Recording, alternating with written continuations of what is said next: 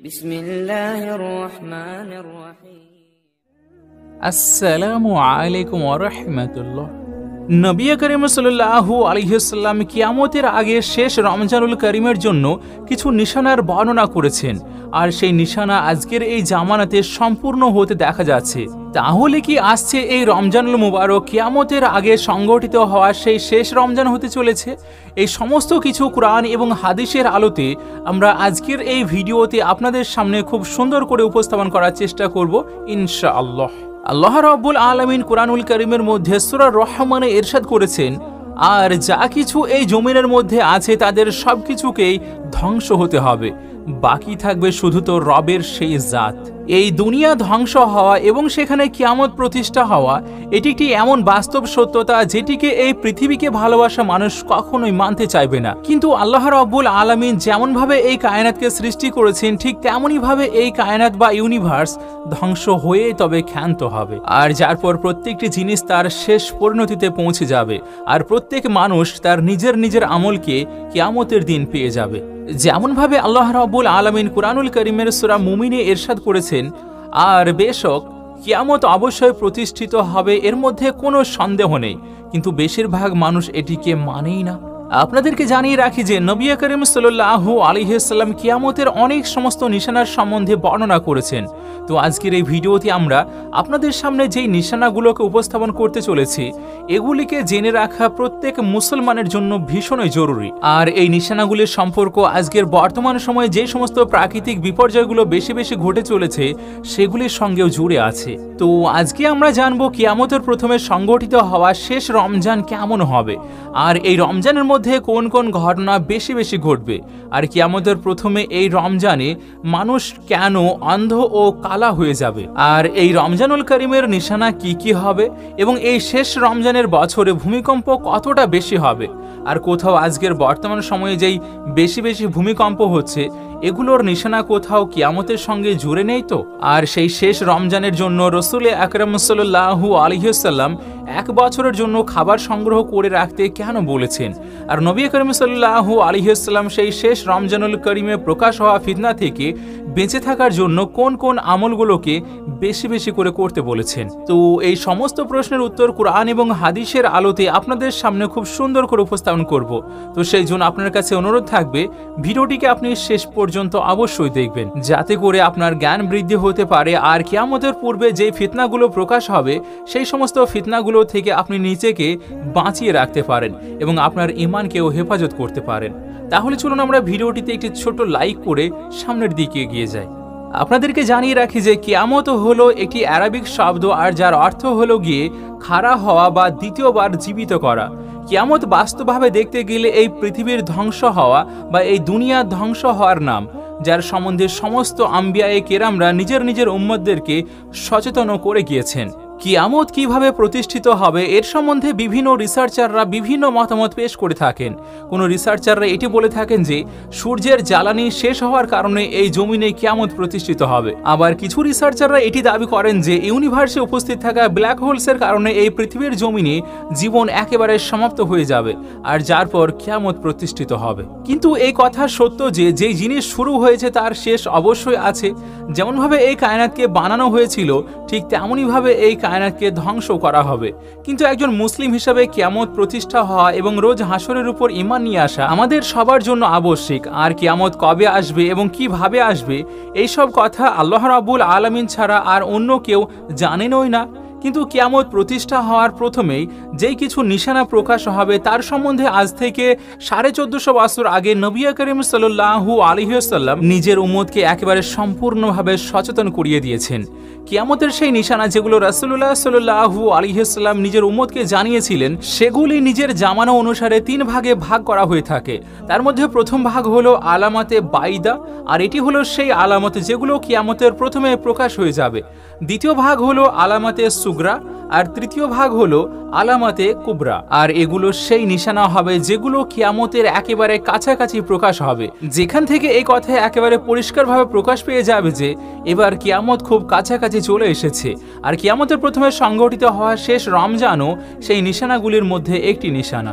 হযরত আনাস রাদিয়াল্লাহু তাআলা আনহুর কাছ থেকে রিওয়ায়াত এসেছে যে রাসূল করিম সাল্লাল্লাহু আলাইহি ওয়াসাল্লাম ইরশাদ করেছেন, কিয়ামত ততক্ষণ পর্যন্ত প্রতিষ্ঠিত হবে না যতক্ষণ পর্যন্ত জামানা একে অপরের সঙ্গে মিশে না যাবে। বছর মাসের সমান সমান হয়ে যাবে, মাস সপ্তাহের সমান সমান হয়ে যাবে এবং সপ্তাহ দিনের সমান সমান হবে, আর দিন ঘন্টার সমান সমান হয়ে যাবে। 1 ঘন্টা একটি স্ফুলিঙ্গের মতো হবে যেটি আলোকিত হয়ে আবার সঙ্গে সঙ্গে নিভে যাবে। নবী করিম সাল্লাল্লাহু আলাইহি ওয়াসাল্লাম কিয়ামতের আগে প্রতিষ্ঠিত হওয়া শেষ রমজানের সম্বন্ধে ইরশাদ করেছেন, এই রমজান মানুষের উপরে শেষ রমজান হবে, যার পর এই বরকতময় মাস আর কখনোই আসবে না, যার পর এই জমিন এবং এর উপরে বসবাসকারী সমস্ত মাখলুকাত 1 বছরের মধ্যেই সমাপ্ত হয়ে যাবে। হযরত নাইম বিন হাম্মান রাদিয়াল্লাহু তাআলা আনহু থেকে রিওয়ায়াত এসেছে, রাসূল করিম সাল্লাল্লাহু আলাইহি ওয়াসাল্লাম ইরশাদ করেছেন, কিয়ামতের প্রথমে একটি এমন রমজান আসবে যেখানে মানুষ একটি জোরদার আওয়াজ শুনতে পাবে।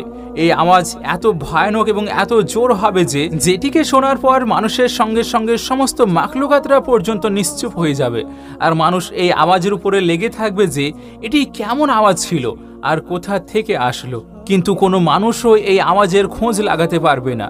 তো যেই রমজানুল মুবারকে এমন আওয়াজ শোনা যাবে যার খোঁজ লাগানো যাবে না, তাহলে তারপর 1 বছরের রিজিক নিজের ঘরের মধ্যে জমা করে নেবে, কেননা এরপর এই পৃথিবী থেকে রিজিককে উঠিয়ে নেওয়া হবে। আপনাদেরকে জানিয়ে রাখি যে এই রমজানের মাসটি হযরত ইমাম মেহেদী আলাইহিস সালামের প্রথমে উপস্থিত হবে। সেই রমজানুল করিমে সূর্যগ্রহণ লাগবে আর আসমানে তীব্রভাবে কোনো জিনিস আলোকিত হবে, আর সেই রমজানের শাম দেশে সুফিয়ানীদের পক্ষ থেকে মুসলিমদেরকে গণহত্যা করা হবে।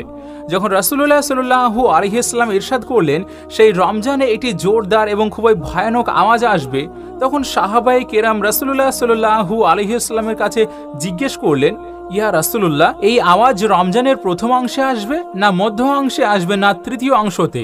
তখন রাসূলুল্লাহ সাল্লাল্লাহু আলাইহি ওয়াসাল্লাম ইরশাদ করলেন, এই আওয়াজ রমজান মাসেই শুনতে পাওয়া যাবে এবং সেটি জুমার রাত হবে।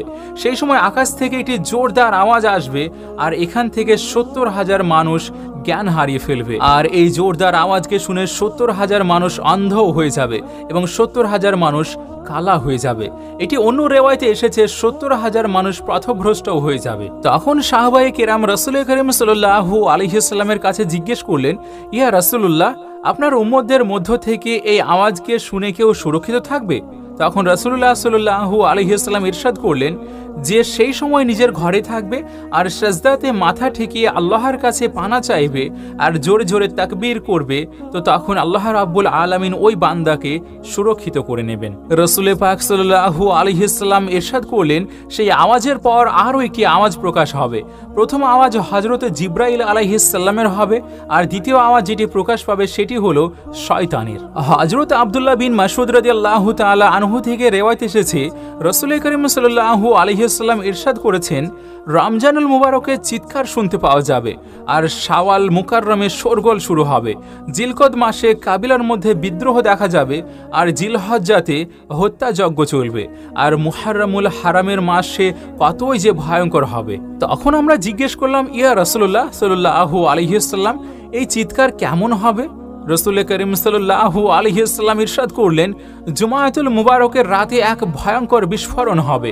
সেই বিস্ফোরণে শুয়ে থাকা ব্যক্তিকে জাগিয়ে তুলবে আর খাড়া হয়ে থাকা ব্যক্তিদেরকে বসিয়ে দেবে। সেই বছরে ভূমিকম্প অনেক বেশি পরিমাণে হবে। যখন তোমরা জুমার দিনে ফজরের নামাজকে পড়ে নেবে, তখন নিজের রবের ঘরে প্রবেশ করে দরজা এবং জানালাকে বন্ধ করে নিজের গায়ে চাদর টেনে নেবে আর নিজের কান বন্ধ করে নেবে। আর যখন তোমরা চিৎকার শুনতে পাবে, তখন আল্লাহ রাব্বুল আলামিনের দরবারে সাজদাতে গিয়ে এটি পড়তে থাকবে, পবিত্র সেই জাত যিনি সমস্ত কিছু থেকে পবিত্র। আর যারা এটা করবে তারা নিজাত পেয়ে যাবে, আর যারা এটা করবে না তারা ধ্বংস হয়ে যাবে। এই নিশানাতে বলা হয়েছে রমজানুল মুবারকের 15 তারিখে চন্দ্রগ্রহণ এবং দিনে সূর্যগ্রহণ লাগবে। যেই রমজানুল মুবারকে এই সমস্ত নিশানাগুলোকে পাওয়া যাবে, সেই রমজানুল মুবারকের 1 বছর পরে কিয়ামত প্রতিষ্ঠিত হয়ে যাবে। আর সেই রমজানুল মুবারকের পর সকল বড় বড় ফিতনাগুলো প্রকাশ হতে লাগবে। তারপর এই দুনিয়া নিজের সমাপ্তির দিকে এগিয়ে যাবে। যাবে। তারপর একটা সময় এমন আসবে যখন কিয়ামত প্রতিষ্ঠিত হয়ে যাবে, আর তখনই আল্লাহ রাব্বুল আলামিন এই কায়নাতের ভিতরে সমস্ত জিনিসকে ধ্বংস করবেন। এই রুহে জমিনে কোনো জিনিসকে আর বাকি রাখা হবে না। আল্লাহ রাব্বুল আলামিনের কাছে দোয়া যে আল্লাহ রাব্বুল আলামিন যেন আমাদের সকলকে সকল রকম ফিতনা থেকে বাঁচার তৌফিক দান করেন।